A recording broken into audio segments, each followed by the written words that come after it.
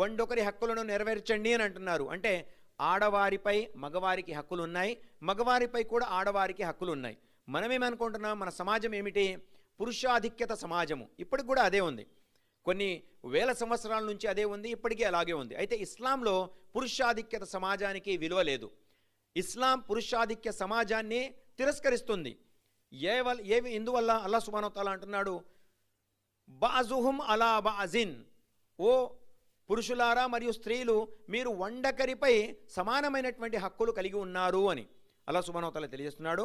వండొకరికి సమానమైనటువంటి హక్కులు ఉన్నాయి, ఏ ఒక్కరు కూడా ఒకరిపై ఆధిక్యతను ప్రదర్శించలేదు అని. అయితే అల్లాహ్ సుబ్హానహు వ తఆలా కొందరికి కొన్ని బాధ్యతలు అప్పచెప్పాడు, మరికొందరికి మరికొన్ని రకాలైనటువంటి బాధ్యతలు అప్పచెప్పాడే తప్ప ఎవరు కూడా వండొకరిపై ఆధిక్యతను ప్రదర్శించలేరు.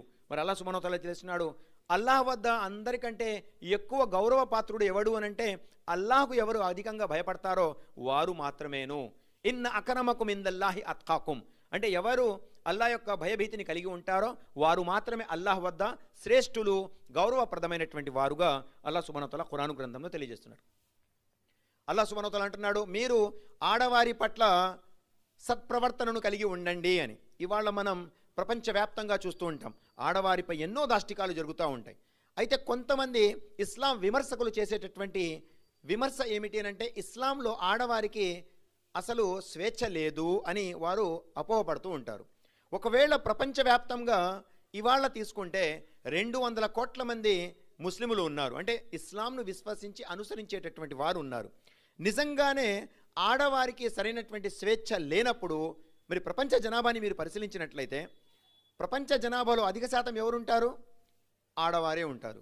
మరి ఇస్లాంని అనుసరించేటటువంటి వారు 200 కోట్ల మందిలో ఎక్కువగా ఎవరున్నారు? మహిళలే ఉన్నారు. ఒకవేళ ఈ విధంగా వారు ఇస్లాంని విమర్శించేటటువంటి వారు, అంటే ప్రామాణికత ఏది లేకుండా విమర్శ అన్నమాట, ఇది ఊరికే నోటి మాటగా వాళ్ళు విమర్శిస్తూ ఉంటారు. మరి వారికి నేను చెప్పేటటువంటి ఈ సందేశం ఏమిటంటే, మీరు పరిశీలించండి, ఉన్న 200 కోట్ల మందిలో ఎక్కువ శాతం ఆడవారే ఉంటారు. ప్రపంచ యొక్క జనగణనని మీరు పరిశీలించినట్లయితే, సెన్సస్ని కనుక మీరు పరిశీలించినట్లయితే ఇస్లాంని అనుసరించేటటువంటి వారిలో అధిక శాతము ఆడవారేను.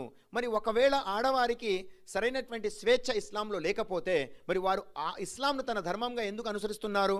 మరి ఇవాళ the fastest growing religion in the world is Islam. మీరు గ్రాక్ని అడిగినా అదే చెప్పిద్ది, గూగుల్ని అడిగినా, చాట్ జీపీటీని అడిగినా, మరియు జెమినీని అడిగినా మీకు కనబడేటటువంటి విషయం ఏమిటంటే అత్యధికంగా వ్యాపిస్తున్న ధర్మం ఏంటయ్యా అని అడిగితే అది ఇస్లాం